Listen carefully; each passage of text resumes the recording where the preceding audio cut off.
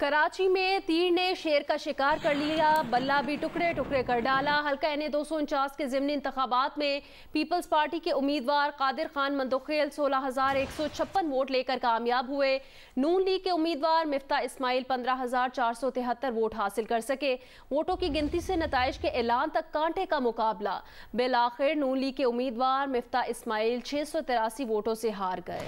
2018 में शहबाज शरीफ को PTI के फैसल वार्डर ने 723 वोटों से हराया था। इस बार PTI का 5वां नंबर रहा, कल अदम जमात का 3रा, PSP का 4था और MQM पाकिस्तान का 6ठा नंबर रहा।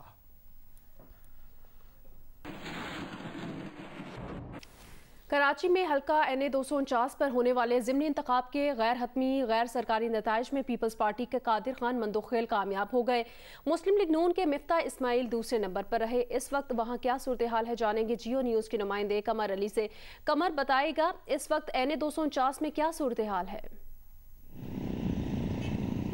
देखिए जी, NA 249 में सुबह तक जो है वो गहमा गहमी थी, लेकिन वो गहमा गहमी अब ख़त्म हो गई है। सूरताल NA 249 में मामूल के मुताबिक आ गई है, लेकिन गुज़िश्ता रोज़ जो है वो टर्न आउट कम रहा, लेकिन उसके बावजूद जो भी वोटर घरों से बाहर वोट देने के लिए निकले उन्होंने अपनी तमाम सियासी पार्टियों को जो है भरपूर सपोर्ट किया। भरपूर गहमा गहमी थी। गुज़िश्ता रोज़ मुख्तलिफ़ पार्टी के कारकुनान वोटर्स जो हैं वो अपनी पार्टी को सपोर्ट करने के यहाँ पर जो है वो नारेबाजी करते नज़र आए। अपनी गाड़ियों पर अपनी अपनी पार्टी के झंडे लगाकर लोग यहाँ पर वोट देने के लिए आए। यहाँ तक कि ज़ईफ़ुल उमर अफराद ने भी यहाँ पर अपनी वोट का फ़र्ज़ अदा किया और यहाँ पर वोटिंग कास्ट की।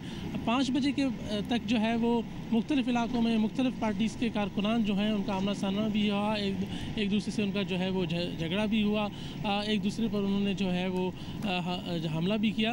लेकिन 5 बजे के बाद इस वक्त जो हम यहाँ DRO ऑफिस में मौजूद हैं, ये मरकज़ रहा गहमा गहमी का। तमाम पार्टी के कारकुनान रहनुमा यहाँ पर आ गए और 5 बजे के बाद जो है वो यहाँ पर इंतखाबात के रिज़ल्ट का जो है वो इंतज़ार करते रहे। यहाँ पर सूरताल जो है वो काफ़ी यहाँ पर गर्मा गर्मी थी, जिसके बाद मजबूरन पुलिस और रेंजर्स को यहाँ से जो कारकुनान से DRO ऑफिस से बाहर निकाल कर दूर उन्हें पाबंद किया गया कि वो यहाँ से दूर खड़े हों, क्योंकि मुतअद्दिद बार मुख्तलिफ़ पार्टी के कारकुनान के दरमियान जो है वो झड़प भी होते रह गई। 1-2 मकामात पर जो है DRO ऑफिस के बाहर जो है मुख्तलिफ़ पार्टी के कारकुनान पर झड़प भी हुई। शुरू में जो है वो उतार चढ़ाव रहा। पहले कराची में NA 249 पर होने वाले ज़िमनी इंतखाबात से मुतालिक हमें अपडेट कर रहे थे कमर अली मस्तोई। कमर, आपका बहुत शुक्रिया। मज़ीद अपडेट ये है कि मुस्लिम लीग नून ने NA 249 का नतीजा चैलेंज करने का ऐलान किया है। मरियम नवाज का कहना है कि NA 249 में नून लीग से इलेक्शन चुरा लिया गया। यहाँ भी धुन छा गई थी कि अमला इतनी ताख़ीर से पहुँचा, हमें बेवकूफ़ समझ रखा है क्या। मरियम नवाज का यह भी कहना है कि इलेक्शन कमीशन को मुतनाज़ तरीन इलेक्शन का नतीजा रोक देना चाहिए। इलेक्शन कमीशन नतीजा ना भी रोके तो ये जीत आर्जी होगी। मरियम नवाज ने कहा कि वोट को इज्जत मिल रही है और मिलकर रहेगी। ये सीट जल्द वापस मुस्लिम लीग नून के पास आएगी। NA 249 के ज़िमनी इंतखाब में दूसरे नंबर पर आने वाली मुस्लिम लीग नून ने नताइज को मुस्तरद कर दिया। नायब सदर मरियम नवाज ने कहा NA 249 में इलेक्शन चुरा लिया गया। इलेक्शन कमीशन को मुतनाज़ इलेक्शन का नतीजा रोक देना चाहिए। मरियम नवाज ने सवाल किया कि क्या यहाँ भी धुन छा गई थी जो अमला ताख़ीर से पहुँचा। साबिक गवर्नर सिंध और रहनुमा मुस्लिम लीग नून मोहम्मद जुबैर ने कहा कि हम इलेक्शन जीत चुके थे, लेकिन आखिरी 80 पोलिंग स्टेशंस के नताइज तब्दील किए गए। इलेक्शन कमीशन को दरखास्त दे दी है, नतीजा पलट कर दिखाएंगे।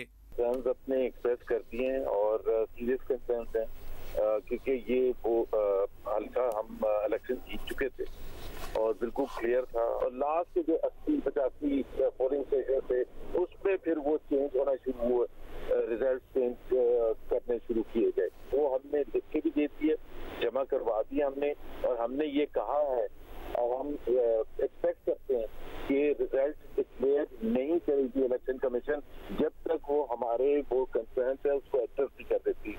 नून लीग के उम्मीदवार मिफ्ता इस्माइल का कहना था कि जब तक 15 पोलिंग स्टेशंस का फॉरेंसिक ऑडिट नहीं होता नतीजा कबूल नहीं करेंगे।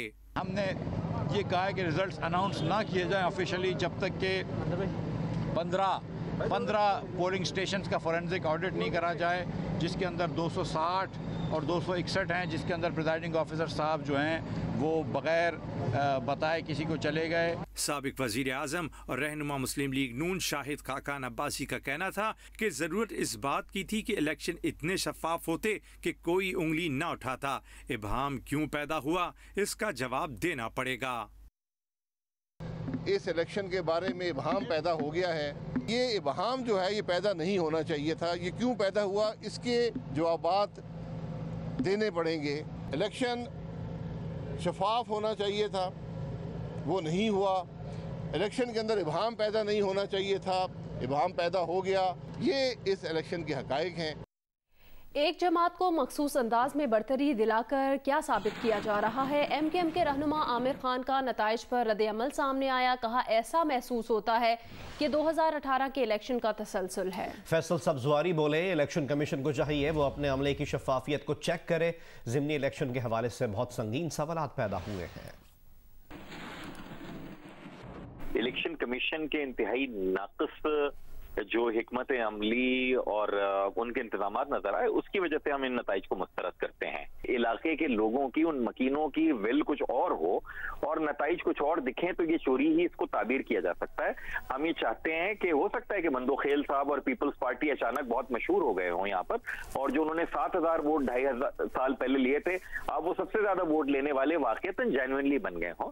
लेकिन वो अगर दुरुस्त तरीके से कंडक्ट हुए इलेक्शन होते, जिसमें प्रिजाइडिंग का अमला, पोलिंग का अमला हुकूमती मशीनरी के तहत ना होता, जिसमें पोलिंग एक कंड्यूसिव एनवायरनमेंट के तहत होती, ये सारी की सारी चीजें होती, तो यकीनन मंदोखेल साहब को भी और पीपल्स पार्टी को अपनी जीत मुबारकबाद होती। लेकिन ये टेंटेड ही रहेगी ये जीत, एक बदइंतजामी के तहत होने वाले नामुनासिब इलेक्शन अरेंजमेंट। तहरीक इंसाफ ने NA 249 के नताइज मुस्तरद कर दिए। करप्ट पीपल्स पार्टी और सूबाई इलेक्शन कमीशन का करप्शन में चोली दामन का साथ है। वफाकी वजीर अली सैदी ने नताइज पर रद्द-ए-अमल में कहा NA 249 में पीपल्स पार्टी मुकाबले में ही नहीं थी। PTI ने 17,000 पर्चियां काटी, वोट सामने क्यों नहीं आए? हर उम्मीदवार लान तान कर रहा है, कोई मुतमईन नहीं। न्यू कि हमारा मुकाबला ये किसी जो भी पार्टी है सारी, किसी का भी मुकाबला पीपल्स पार्टी से था नहीं। वो तो कहीं रेस में ही नहीं थे। जो मुकाबला जो 3-4 जमातों का था, और उसके बाद जो बाकी सर्वेज आए, इंक्लूडिंग जो भी पल्स का, गैलप का, सब में वो कहीं भी नजर नहीं आ रहे थे। इम्पॉसिबल है ये। अच्छा, मैं तो नहीं कह रहा, वो मुस्तफा कमाल साहब भी कह रहे हैं कि वो TLP वाले जो है कल वो भी कह रहे हैं, नून लीग वाले भी कह रहे हैं। हर जमात जो है वो रिजल्ट से खुश नहीं है। कौन मानेगा रिजल्ट? अच्छा, अगर इनमें से कोई एक जीता, समझ में भी आती कि चलो आगे पीछे का वो, यहाँ तो वो जिसको आप पीपल्स पार्टी वाला जो जीत रहा, पीपल्स पार्टी के रेस में ही नहीं था, घोड़ा भागा ही नहीं उनका, लेकिन आखिर में जीत गया। वजीर आजम के मुआवने खुसूसी शहबाज गिल ने कहा इलेक्शन कमीशन ने कमाल कर दिया, हर पार्टी धांधली का शोर मचा रही है। खुर्रम शेर जमान ने इल्जाम लगाया इंतखाबात में इलेक्शन कमीशन और पुलिस के जरिए धांधली की गई।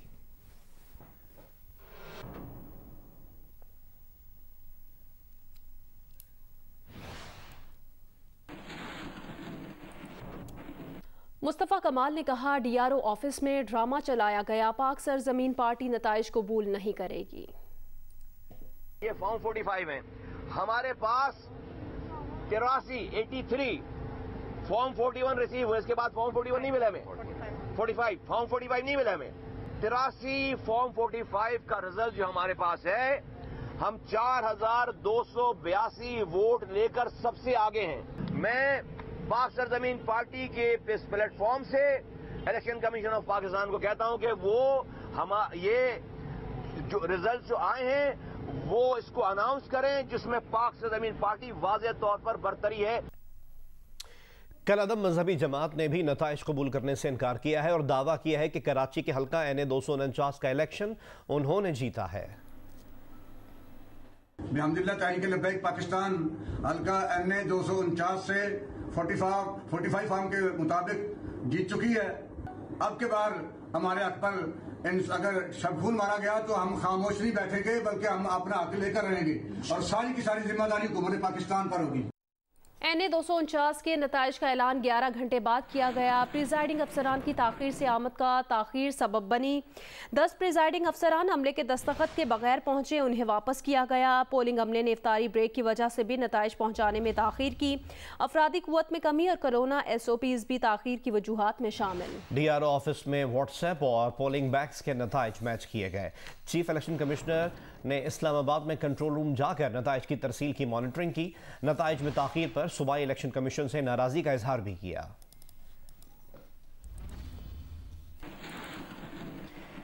तर्जुमान इलेक्शन कमीशन के मुताबिक NA 249 ज़िमनी इंतखाब, अगर किसी को कोई शिकायत है तो हमें बताएं, हम कार्रवाई करेंगे। अगर किसी को कोई शिकायत हो तो उसको कानून के मुताबिक सुना जाएगा।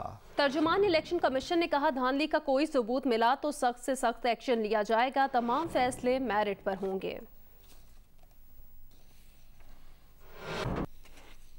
यकम मई से पेट्रोल और डीजल की कीमतों में इजाफे का इम्कान है। तफसीलात जानेंगे जियो न्यूज के नुमाइंदे सैफुर रहमान से। सैफ, बताइएगा मजीद क्या अपडेट सामने आई हैं?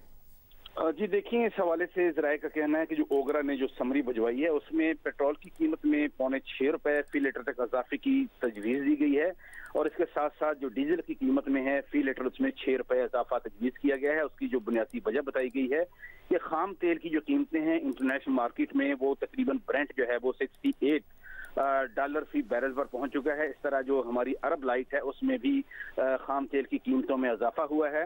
तो इस वक्त ₹11.23 लेवी है, इस पर ज्यादा इन्हिसार होगा जो पेट्रोल के ऊपर फी लीटर ली जाती है। इसके साथ साथ ₹15.29 जो है वो लेवी 1 लीटर डीजल के ऊपर इस वक्त ली जा रही है। तो हुकूमत ने ये फैसला करना है कि इस लेवी को बरकरार रखना है, इसमें कमी करनी है। और तीसरा ऑप्शन ये भी है कि गवर्नमेंट के पास इख्तियार है कि इस लेवी को ₹30 तक भी ले जा सकती है। लेकिन इस वक्त जो कीमतें हैं ₹11.23 लेवी की और ₹15.29, उस बुनियाद पर जो इजाफा बनता है वो पेट्रोल की कीमत में ₹6.25 और डीजल की कीमत में ₹6 तक बनता है। हतमी फैसला वजारत खजाना करेगी कि उनको इस लेवी की मद में कितनी रकम रिक्वायर है, जिसके बाद वजीर आजम से इसकी हतमी मंजूरी होगी। जी बहुत बहुत शुक्रिया सैफ हमें अपडेट करने के लिए। कोरोना वायरस से मुतालिक अपडेट करें। मुल्क में 24 घंटे के दौरान कोरोना से मजीद 131 अफराद इंतकाल कर गए। NCOC के मुताबिक गुज़िश्ता रोज 49,099 टेस्ट किए गए। मजीद 5,112 अफराद के कोरोना टेस्ट मुस्बत आए। मुस्बत केसेस की शरह एक दिन के दौरान तकरीबन 10% रही।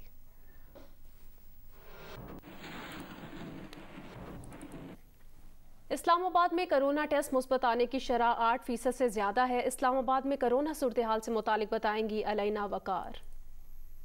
इस्लामाबाद में कोरोना की मुस्बत शरह 8.3 हो चुकी है। DHO इस्लामाबाद के मुताबिक गुज़िश्ता 24 घंटों में इस्लामाबाद में 450 से ज़ायद कोरोना केसेस रिपोर्ट किए जा चुके हैं। गुज़िश्ता रात ही PIA का खसूसी तैयारा जो है वो साइनोफार्म की डोजेज़ लेके पाकिस्तान पहुंचा है और चाइना से अब तक पाकिस्तान की 10 लाख साइनोफार्म की डोजेज़ पाकिस्तान जो है वो पहुँचा दी गई हैं। इसी तरह अगर मज़ीद अस्पतालों की सिचुएशन के हवाले से बताऊँ तो पिम्स और पोली क्लिनिक में जो वो जगह काफ़ी हद तक फुल हो चुकी है और लोगों को बार बार यही तलकीन की जा रही है कि वो एहतियात करें और घरों में रहें। महकमा सेहत हुकाम है, उनका यही कहना है कि IHITC हॉस्पिटल में जो 35 मजीद बेड्स हैं उनका इजाफा कर दिया। इस वक्त निजी अस्पतालों के वेंटिलेटर्स पर 35 से 40 अफराद जो हैं वो ज़ेरे इलाज हैं। हैदराबाद में कोरोना केसेस में मुसलसल इजाफा जारी है और शहर में रोजाना ही की बुनियाद पर केसेस रिपोर्ट हो रहे हैं। मजीद बताएंगे नुमाइंदा जियो न्यूज़ अली नईम। जी बिल्कुल, हैदराबाद में कोरोना वायरस के केसेस में होने वाला इजाफा थमने का नाम नहीं ले रहा। हर रोज़ ही कोरोना वायरस के केसेस में इजाफा हो रहा है और हैदराबाद के अंदर मुस्बत केसेस की शरह 23% तक पहुंच चुकी है और इसकी जो शरह है उसके अंदर स्पाइक्स आते रहते हैं। अगर हम एक्टिव केसेस की बात करें तो 1400 से ज़ायद हो चुके हैं और मजमूई तौर पर तकरीबन 300 से ज़ायद मजमूई तौर पर कोरोना वायरस के सबब हलाकतें हो चुकी हैं। मौजूदा सिनेरियो के तहत हैदराबाद की ज़िला इंतज़ामिया ने शहर की 8 यूसीज़ के 17 इलाकों के अंदर स्मार्ट लॉकडाउन किया है। स्मार्ट लॉकडाउन की बात करें तो यहाँ पर किसी किस्म का कोई स्मार्ट लॉकडाउन नज़र नहीं आ रहा है। यहाँ पर किसी ने भी कोई मास्क का इस्तेमाल नहीं किया है, कोई समाजी फासले का ख्याल नहीं है। कारोबार की भी अगर बात करें तो कारोबार खुले हुए भी देखने में आ रहे हैं। यहाँ पर लोगों की नकलो अमल भी महदूद नहीं की गई है। यही वजह है कि हैदराबाद के अंदर जो कोरोना वायरस के केसेस हैं उसके अंदर कमी हमें देखने में नहीं आ रही है। पेशावर के मुख्तलिफ अस्पतालों में कोरोना के मरीजों की तादाद बढ़ रही है, जिससे मरीज और अस्पताल इंतजामिया दोनों की मुश्किलात में भी इजाफा हो गया है। जियो न्यूज़ की नुमाइंदा नादिया सबूही रिपोर्ट करेंगी। जी, अवाम की लापरवाही पर पेशावर समेत खैबर पख्तूनख्वा में कोरोना केसेस की तादाद में रोज़ बरोज़ इजाफा हो रहा है। अगर हम बात करें खैबर पख्तूनख्वा की, तो खैबर पख्तूनख्वा में मुस्बत कोरोना केसेस की शरह 11% हो गई है, जबकि पेशावर में यही शरह 14% तक जा पहुंची है। खैबर पख्तूनख्वा में कहीं भी जो है शहरी वो SOPs पर अमल दरामद के लिए तैयार नहीं है। यही वजह है कि मर्दान में भी लॉकडाउन लगा है। इसी तरह पेशावर में भी कई इलाकों में लॉकडाउन लग चुका है। दूसरी जानिब इंतजामिया का दावा ये है कि वो कार्रवाइयाँ करते हैं, मुख्तलिफ शॉपिंग मॉल्स बाजार को बंद कर देते हैं। तहम शहरी जो हैं वो अमल दरामद के लिए तैयार नहीं है SOPs पर।